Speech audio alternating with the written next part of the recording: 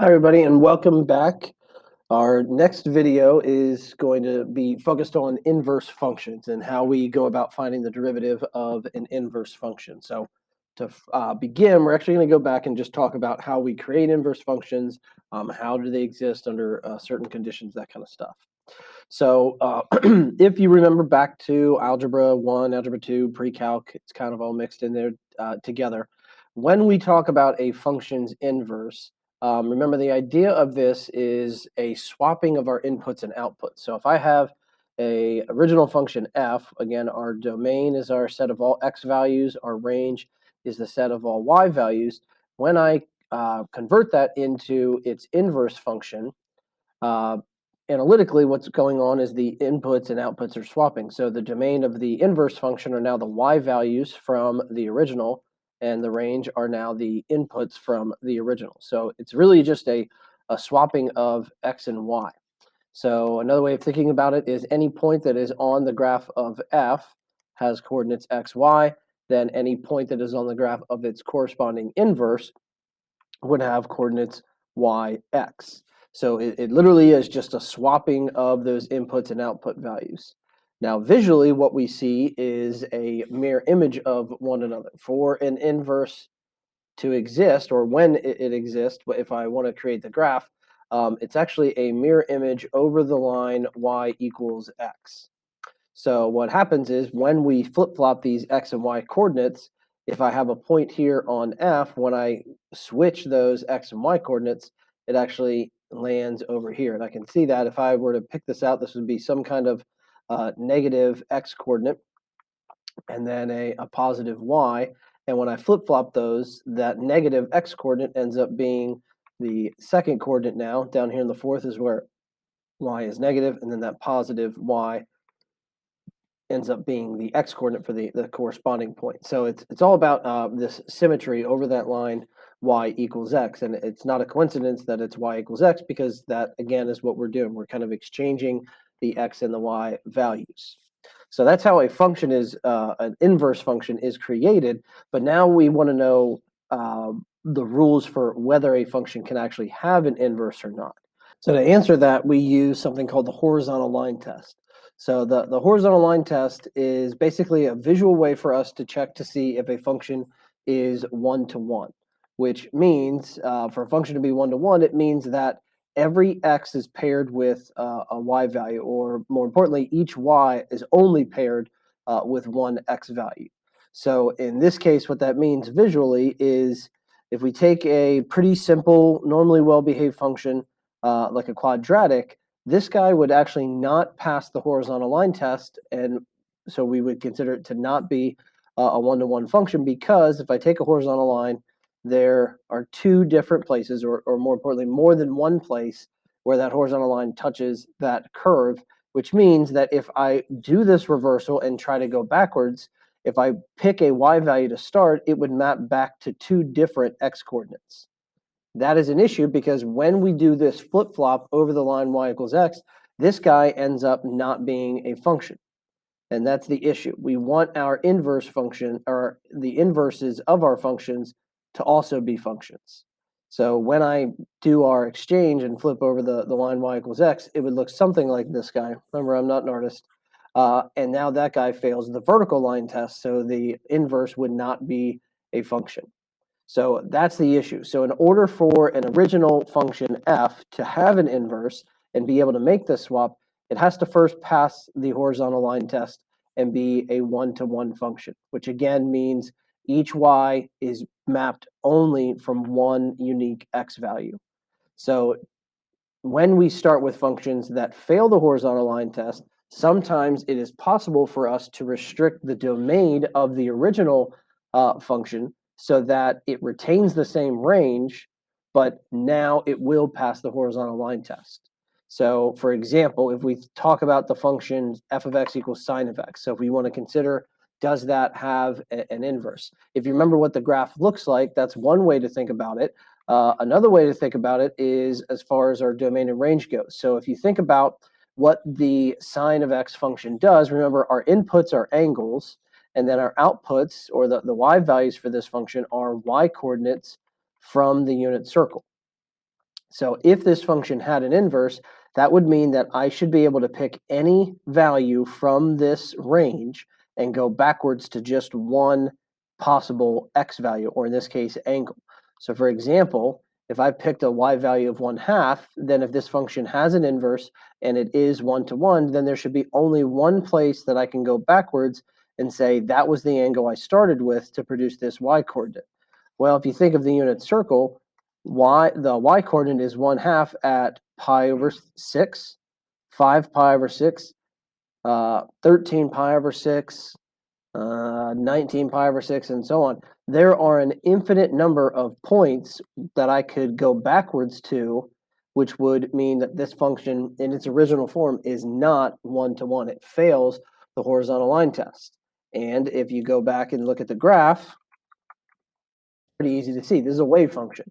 So if you were to look at any line or any horizontal line, in this case, 1/2, I picked that because of all those angles that we were just talking about. So if we start with the original function in its original form and try to make that inverse swap, it produces an infinite number of points that that one y value goes backwards to. So again, that fails that horizontal line test. So because of that, so our first answer to this would be no. Sine of x in that original form does not have an inverse. But we can take this original function, f of x equals sine of x, and put a restriction on its domain. If I were to limit which set of x values the original graph is allowed to choose from or use, we could pick a section of that graph whose range is the same thing as the original. And again, if you go back and look at this, the original sine function has a range from -1 to +1. And so there are sections all along this curve that use that same interval of y values. But what we want to do is pick an interval where it doesn't overlap itself in the y values. So we wouldn't want to pick this hump because it would still fail the horizontal line test. So we have to pick a section of the graph that stretches from -1 to 1, but never kind of goes up and down to fail that horizontal line test. So the accepted interval of x values that we restrict this guy to are -pi/2 to pi/2. If I were to limit the domain of the original function to just those, the end result looks like this guy.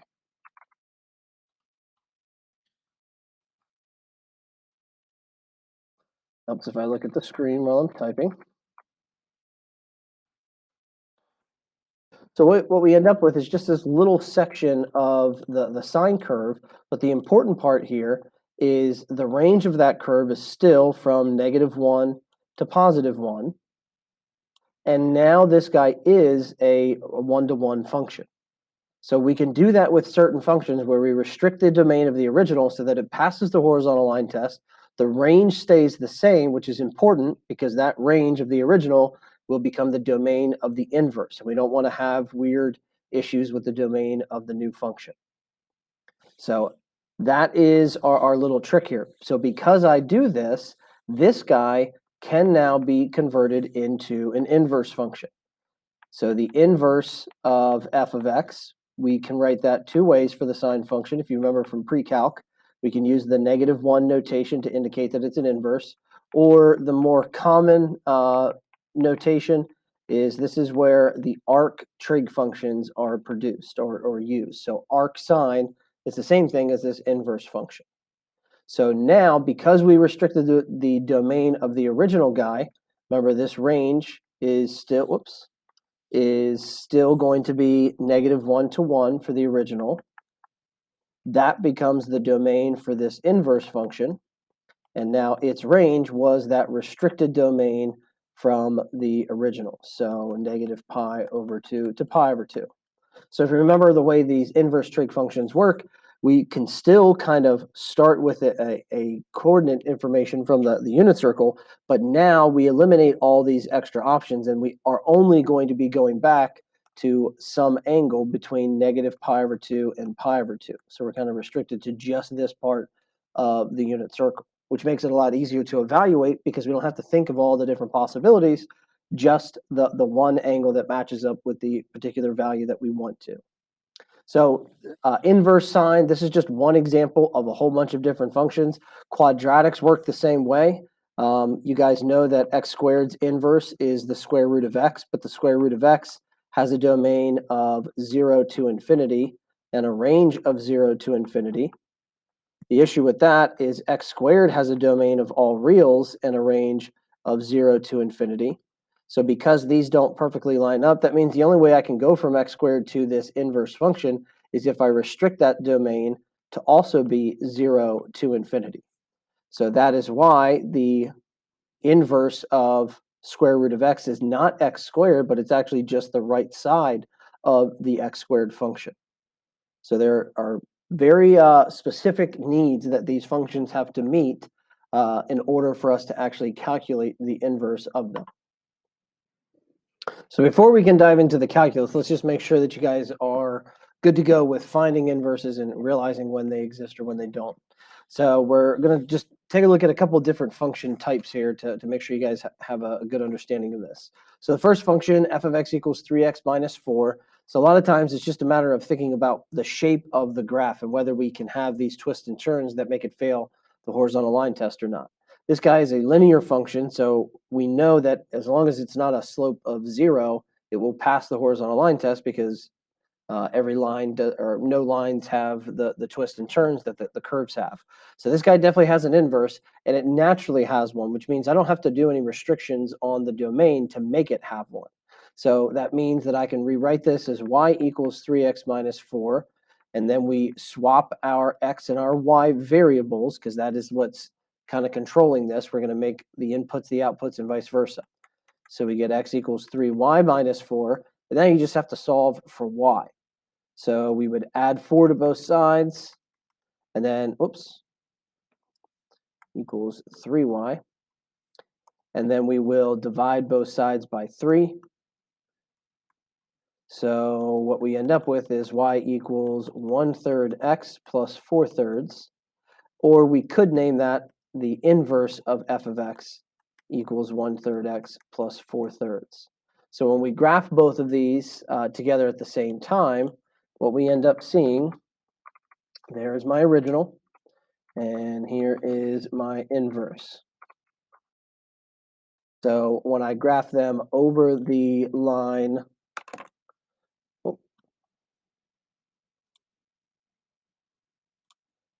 plus 4/3. When I graph that with the line y equals x on there, we can see that they are mirror images of one another over that line y equals x. So that's a pretty easy example. Again, all linear functions are like that. We don't have to restrict the domain or anything crazy. For the second guy, a quadratic function, x squared minus 4, that would be the parent quadratic shifted down 4 units. So natural domain of this would be all reals, and the original range would be 4 to infinity. But this guy fails the horizontal line test. But just like I mentioned earlier, we can restrict this domain to be just the right side. If I were to just include this half of the parabola, now it will have the same range, still 4 to infinity, but it's not going to repeat any of those y values on the other side. So instead of all reals, we're going to restrict that domain to 0 to infinity. Now we can go through this same process like we did before. So I'm going to rewrite it to start with y instead of f of x. That way I can exchange the variables. So then this becomes x equals y squared minus 4. And now we simply solve for x. So x plus 4 equals y squared. Now normally our next step would be square rooting both sides, and that's still going to be our next step. But traditionally when we solve equations and we take the square root of both sides, we produce two signed answers, positive and negative versions. But in this case, because we restricted the original domain to only use the positive x values, when we create this inverse, that becomes the new set for the y values or the output. So we're only going to take the positive version of this result. So we end up with y equals positive square root of x plus 4, or the inverse of f of x is the square root of x plus 4. This domain, or this function's domain, then would be 4 to infinity, and its range would be from 0 to infinity. So again, this one is a good one to take a look at on the graph. So if I started with x squared minus 4, that guy fails the horizontal line test as it is. But if we restrict that domain to being x is greater than or equal to 0, now it has an inverse. And we know that its inverse equation is square root of x plus 4, which looks like that guy. And again, we see that they are mirror images of one another. And again, just to reiterate this, the idea of this exchange, the original has a point 1, negative 3 on it, which means that the inverse has a point at negative 3, 1. So right there. So again, it really is just a swapping of those variables. Now for exponential functions, so we've got f of x equals e to the x. If you recall, for e to the x, our domain is all reals. Our range is from, 0 to infinity, but we are not including 0 because of that horizontal asymptote. Because again, if I start with a base e, there's no power I can raise it to produce 0 or negative values. And if you recall, the graph of e to the x looks something like this guy. So this one is special because its inverse is another kind of function that we've worked with quite a bit. Hopefully you guys recall that the inverse of every exponential function is some logarithmic function, and the bases have to coordinate. So this function's inverse would be log base e, or the natural log of x. So that one's kind of known. Now we could go through this same process. I can start with y equals e to the x, and I end up with x equals e to the y. And to solve for y, now we have to use that special technique where I take the logarithm of both sides. And because it's base e, we would choose to make each side the argument of natural log. So in doing so, natural log of ey, remember this power can come down in front, and then natural log of e cancels, so we end up with natural log of x equals y, or the inverse is our natural log function. So one other important thing to note, though, so for this inverse, again, our new domain becomes the old function's range, so that's 0 to infinity, and the old function's domain becomes our inverse's range. So there we have all reals, and again, we've talked about this quite a bit. E to the x has a horizontal asymptote at y equals 0. Natural log, its inverse, has a vertical asymptote at x equals 0, and kind of has the same general shape, but again, it's over that line y equals x. So every exponential, its inverse is a natural log. That one we don't have to do any restricting to the domain of the original function because it naturally passes that horizontal line test similar to a linear function. Now our next guy, f of x equals square root of 3x minus 1. So these square root functions, as a general kind of family of functions, all have this same shape. Again, it's half of a sideways parabola. And we know from this previous problem that half of a parabola will pass the horizontal line test. So this guy, we don't have to restrict the domain. It already has a natural restriction on its domain, because it's only we are only using values of x that make that interior of the radical positive or 0. So we can actually set this greater than or equal to 0, and we get x is greater than or equal to 1/3. So that would be from 1/3 to infinity. So rather than looking like this, it's actually a slight shift of this function. Let's see, to the right, 1/3, and then we're taking off from there. So we know this guy passes the horizontal line test. We don't have to do any restrictions here, and there's no vertical shifts up or down, so we know this range is going to be all positives, including 0. So we can jump right to finding this function's inverse. Now, this one does have a little bit more sophisticated of an issue in being the domain is restricted and the range is restricted. So it's neither of those are all reals. And we know the relationship between quadratics and square root functions. Those kinds of families are inverses of one another, but quadratics on their own have a natural domain of all reals. However, this function's inverse can't because the range of the original is not all reals. So we have to make like a special statement here at the end of this one. Oops.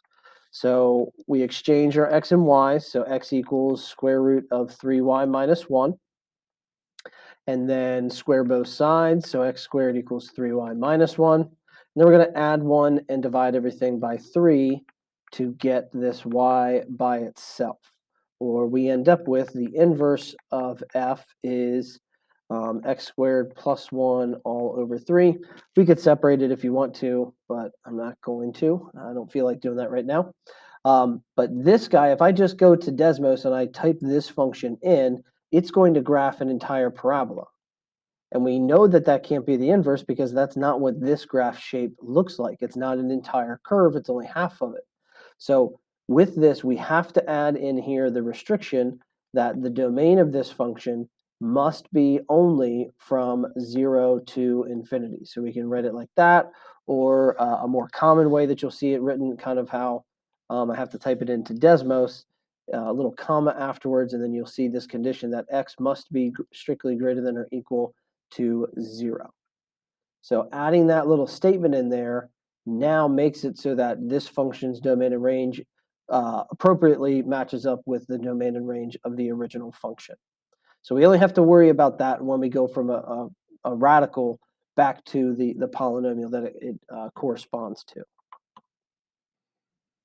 All right, so now that we know how to find these inverse equations, now we're ready to talk about the calculus side of things. So recall that, again, the job of a derivative function is to tell us how the original function's graph is changing. So remember, we can use that notation f prime or dy dx, but the dy dx, another way that we can think about this, remember, it's all tied to slope of the tangent line or slope of the curve. So really what this derivative is trying to express to us is the change in y over the change in x. But remember, the key aspect of these inverse functions, what happens when we go from a function to its inverse, is we're swapping out the x and the y stuff.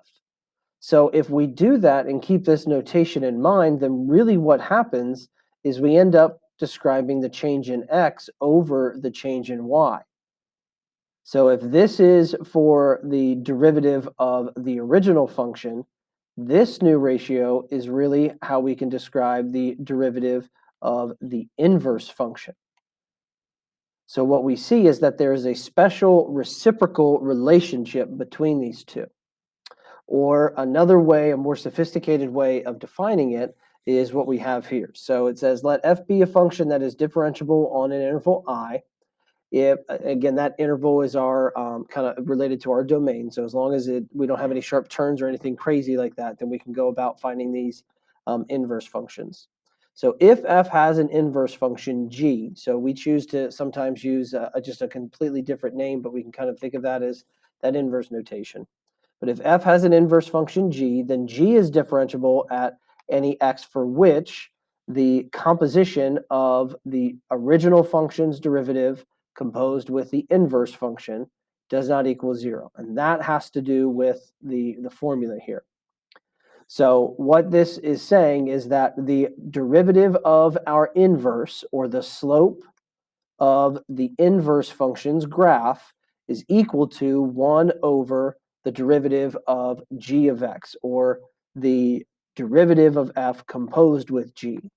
This is all a very complicated mouthful of explanation, and I find a lot of times it's actually easier to not worry about this formula. It's nice to have this formula in your back pocket if you need it, but this can be very, very confusing looking at all the composition and stuff. The more simplified version, or the easier way that I've found to explain it, is basically at any point c f of c on the graph of f, where f does not have a non-zero slope, there is a corresponding point on the inverse of f with those backwards coordinates where we flip-flop those numbers. At that corresponding point on the inverse, the slope of the inverse is going to be equal to the reciprocal slope of the original function's graph. And again, that's kind of explained here with this notation. So when you think about the slope of the derivative, or excuse me, the slope of the inverse function, you need to think about there is a corresponding point on the original graph whose slope is the reciprocal of the point that we care about.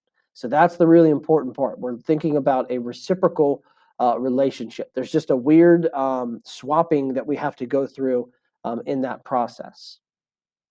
So let's just try one of these, and hopefully this will kind of connect and make some sense. But there's a thought process that we have to go through. So we have the function f of x equals 1/4 x cubed plus x minus 1. And we want to know first off, we want to know what's the value of the uh, inverse function when x equals 3. So we are looking to find this value. What is the inverse of f at 3? Okay. Well, remember that the inverse uses input values that used to be y values for f of x. So that is the tricky part here. So if I want to know what the inverse equation is equal to at a particular value of x, I have two options. One, I can go back to my original function and do what we did earlier, where we actually found the equation of the inverse and then plug 3 into that. But for certain functions like this guy, algebraically, we could not actually find this inverse equation. And that's if the function has one, and this one does.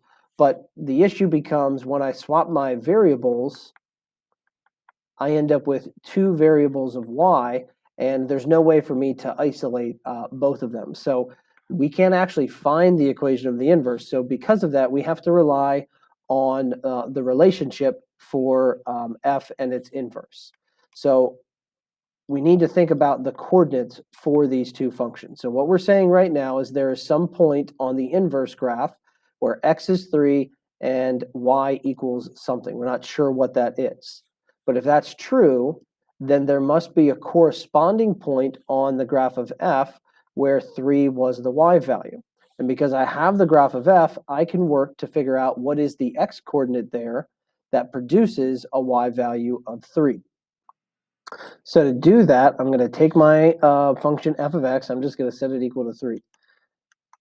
So for this particular one, there's not actually any solving we can do. Now I can move the 1 over, but what we're going to end up with is a pretty complicated equation. This guy's not really factorable. We could try to make it factorable by doing a couple things and then trying to use long division.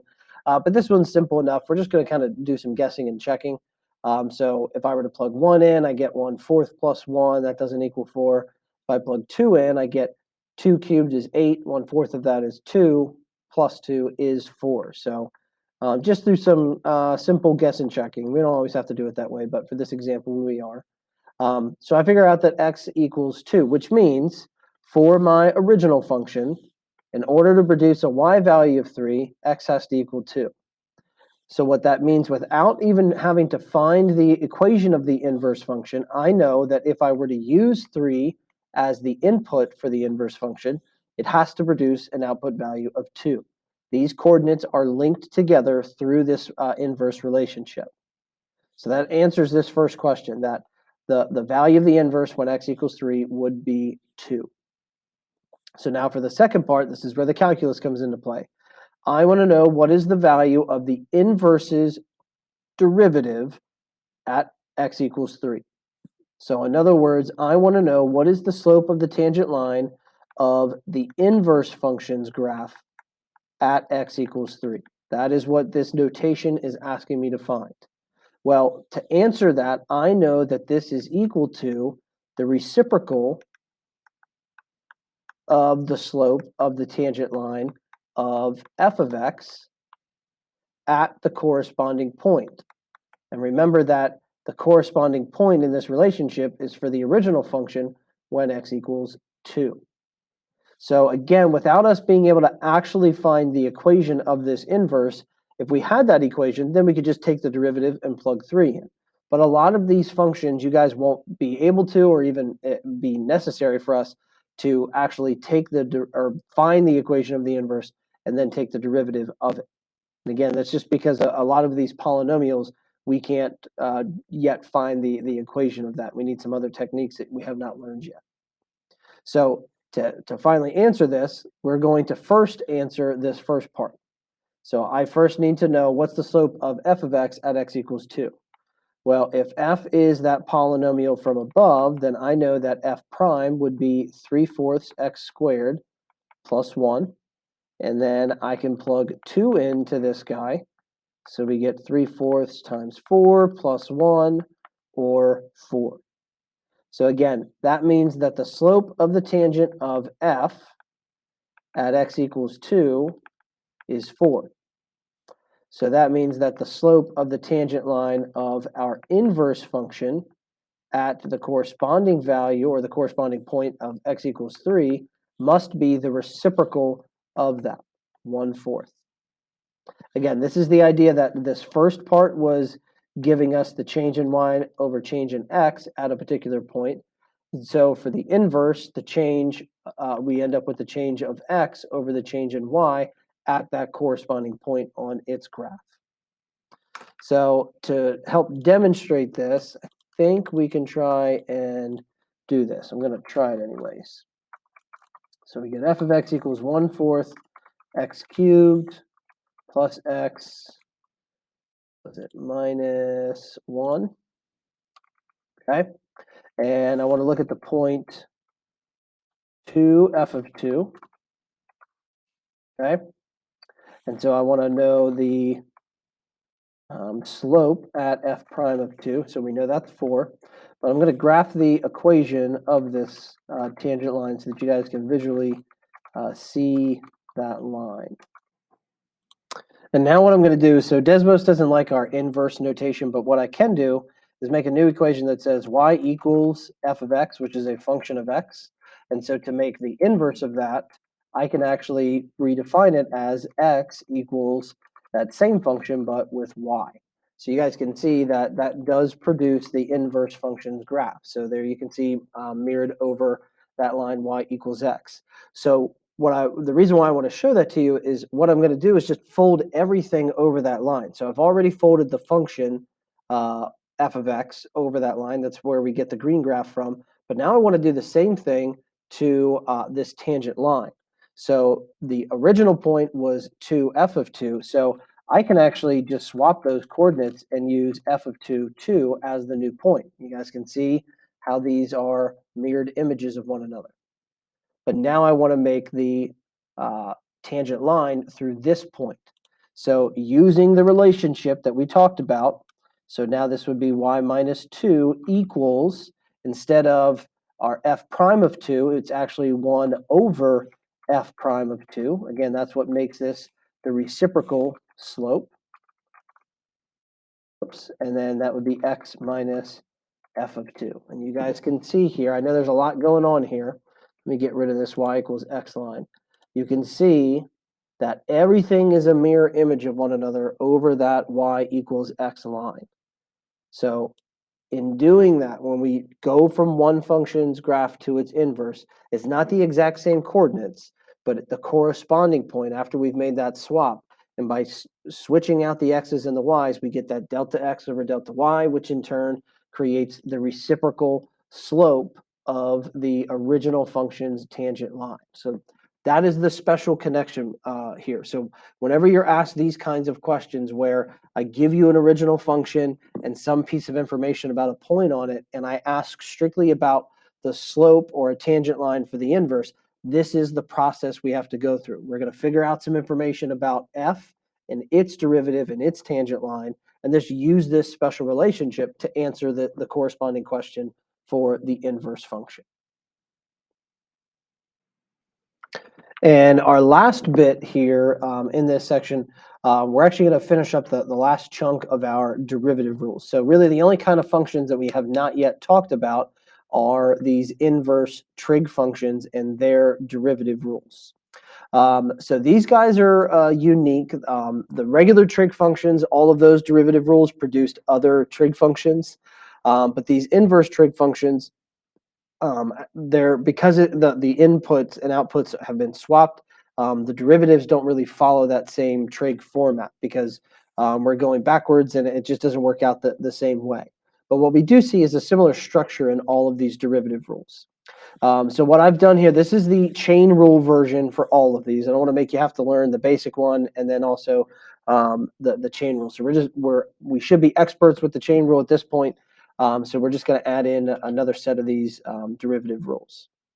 So there are 6 of these, all 6 of the inverse trig functions. The top row are really the big 3. Those are the 3 most common ones. And arcsecant is not all that common. We don't do a ton of work with that. Arcsine and arctangent are really the really popular common functions that pop up a lot.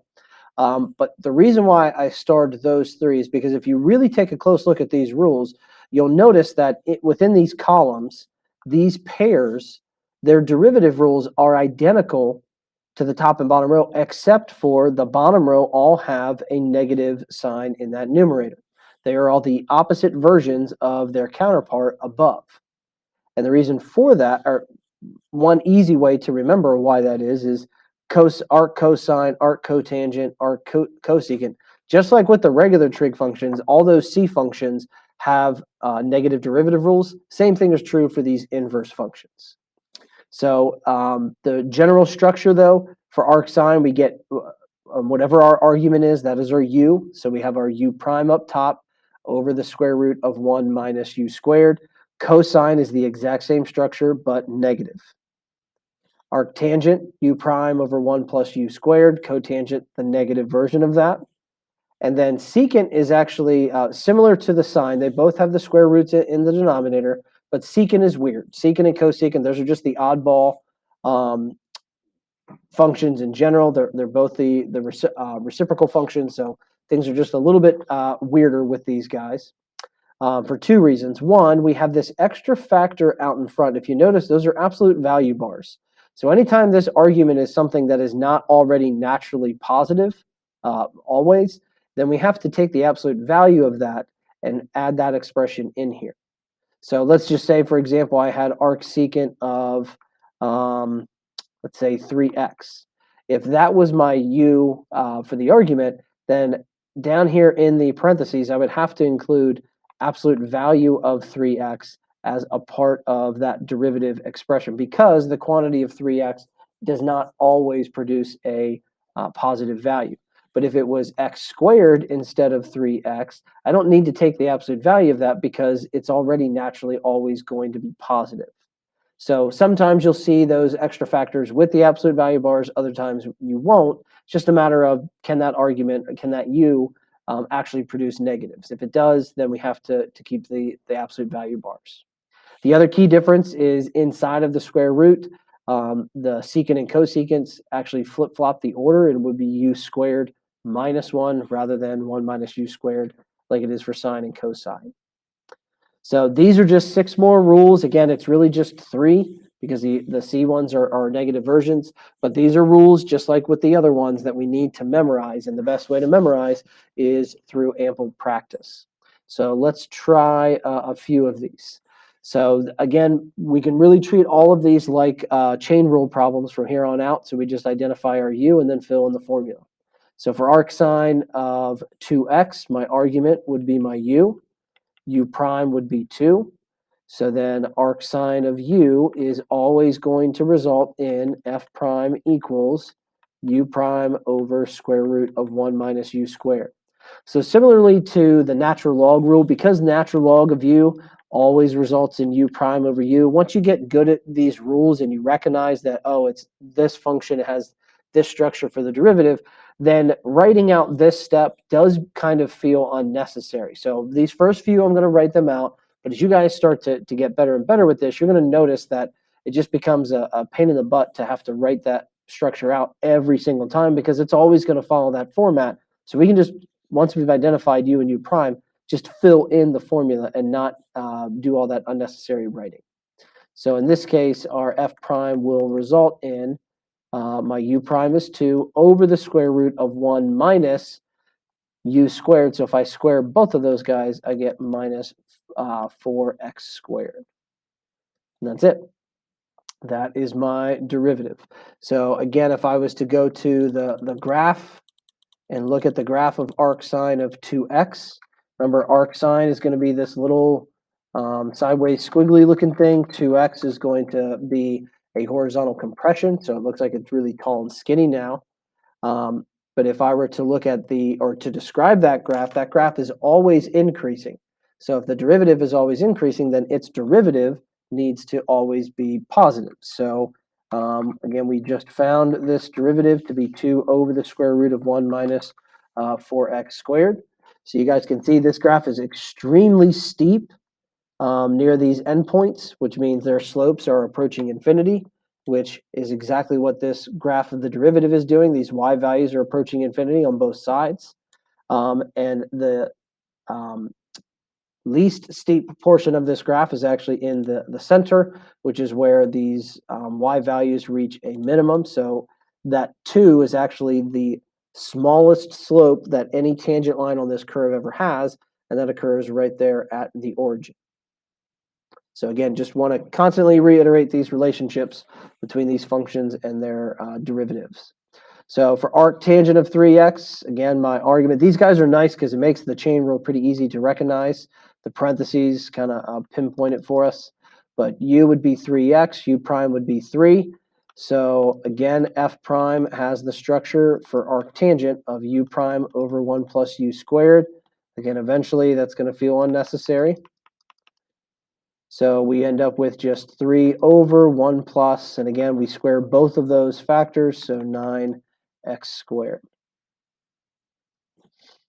Okay, and arctangent, just to remind you guys what this graph looks like, arctangent, for the tangent function, we restrict the domain to negative pi over 2 to pi over 2 because that's where the vertical asymptotes exist. So this guy ends up with 2 horizontal asymptotes, originally at negative pi over 2 and pi over 2.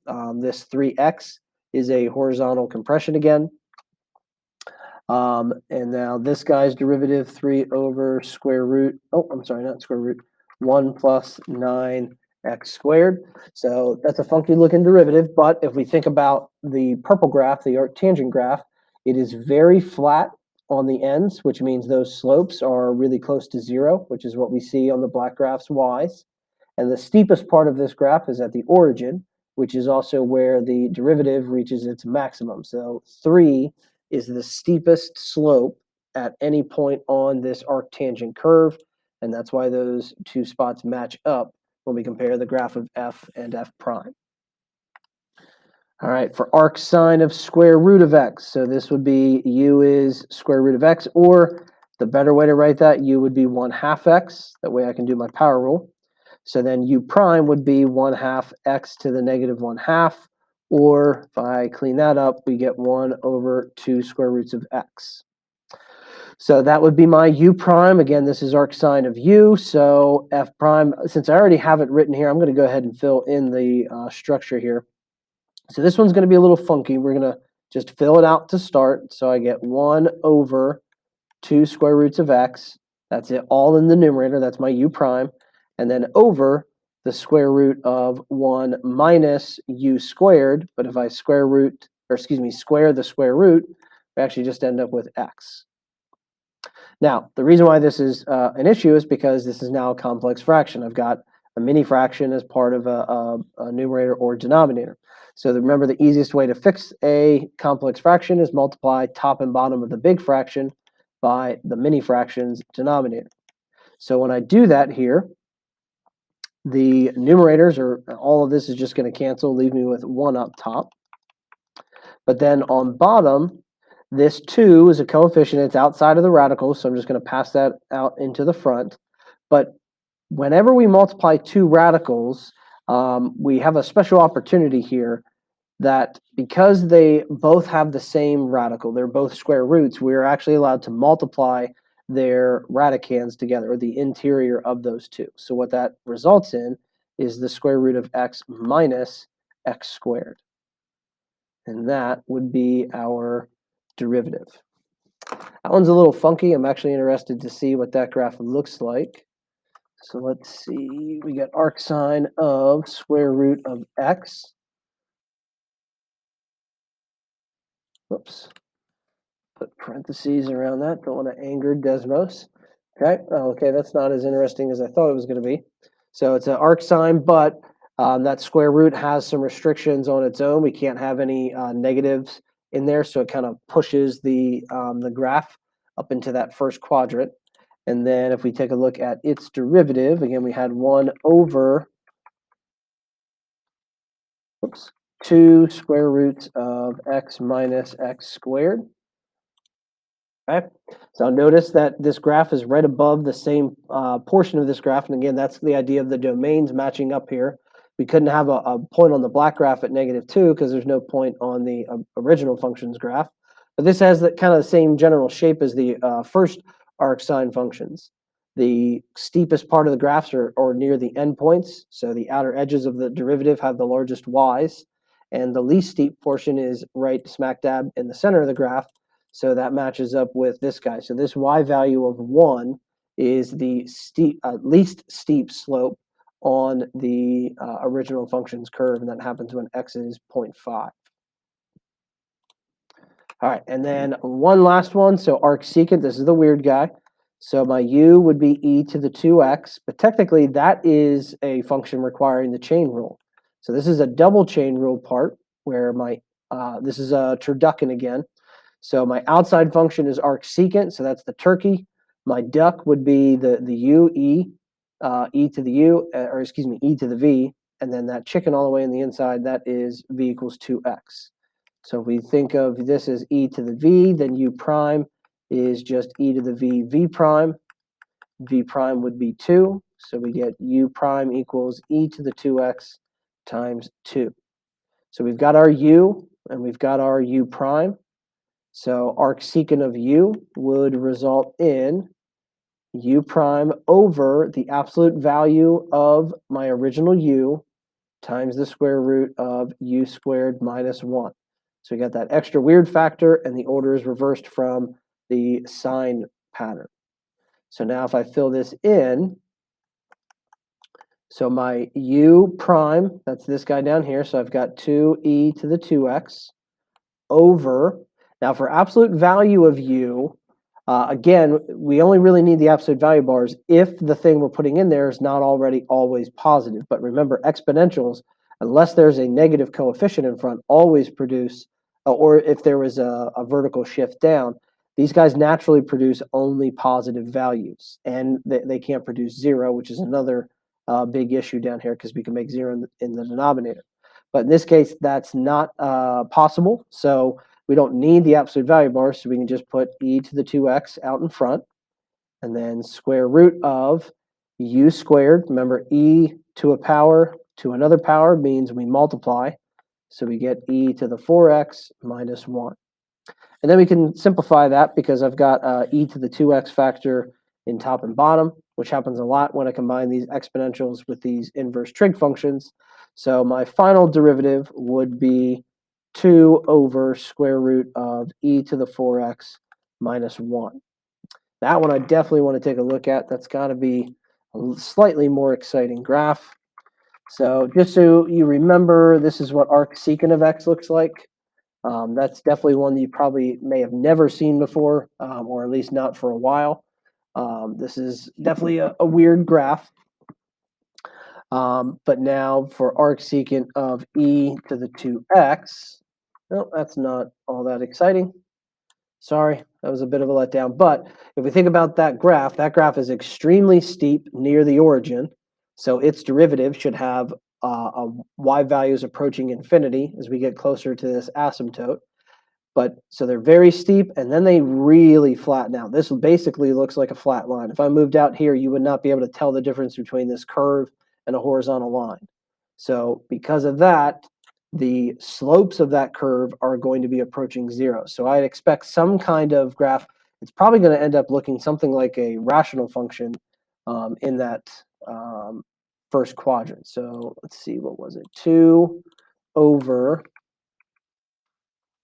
e to the 4x power minus 1, and we see, boom, exactly that. So very steep curve near the origin, which means very large y values for the derivative.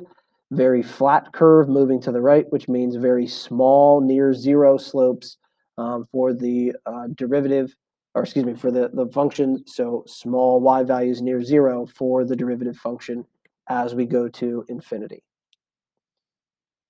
All right. So let's keep on rolling. So these next two, they're just more sophisticated examples. This is a popular one where we take derivatives of functions that are kind of a mix of the inverse trig functions and then radicals as well. But if you notice, that radical has a similar structure to the arcsine rule. So what that ends up doing is it produces opportunities for us to do some fun simplifications. So I've got two terms, so I will take the derivative of each one individually. Arcsine of just x means this is just the basic version of this rule. U is x, u prime is 1. So we get 1 over the square root of 1 minus x squared. Plus, then this guy is a product of x and that radical. So we get x1 square root of 1 minus x squared. That will require a u problem. So I'm going to do that off to the side here. U is 1 minus x squared. So u prime is negative 2x. I have u to the 1/2, so its derivative is 1/2 u to the negative 1/2 times u prime, or u prime over 2 u to the 1/2. So that's a mouthful. In this case, I would get negative 2x over 2 square roots of 1 minus x squared. But then I'm going to just erase these 2's because they cancel each other out. That way I don't have to write it again. All right, so insides plus outsides yields for us the square root of 1 minus x squared. Sorry, I know the colors are mismatched now. Minus x over the square root of 1 minus x squared. So what you see here is we've got three terms now. Two of them have that denominator of the square root of 1 minus x squared. This middle guy has a denominator of 1. So that's what I was talking about. This is like an extra opportunity for us to simplify these. So I need to get a common denominator, which means I'm going to multiply top and bottom of just this middle guy by this radical. And that makes these radicals in the middle guy cancel each other out. So we end up with 1 from the first numerator plus the inside here, 1 minus x squared, because the radicals cancel each other out, and then minus x from the numerator from the third fraction. But now they are all over that original denominator. So if we clean that up once more, we get 2 minus x squared all over the square root of 1 minus x squared. Okay. And for this last one, arcsecant of x squared. So this would be another chain rule. So I've got u equals x squared. Sorry, not du, thinking ahead. U prime would give us 2x. So again, I'm going to do this one from memory, just so you guys can see how I can just recall the structure and fill everything in without having to write the rule out again. So I know I've got u prime up top, so that's my 2x. In front, I have the absolute value of u, but the absolute value of x squared is still just x squared, times the square root of u squared minus 1. So x squared squared would be x to the 4th minus 1. And now I can reduce these because I've got an x and an x squared. Lots of times with the chain rule applied with arcsecant and arccosecant, we have this because that extra factor out in front, that stuff can reduce out. So we actually end up with 2 over x times the square root, of x to the 4th minus 1. And that is it. That is our final derivative.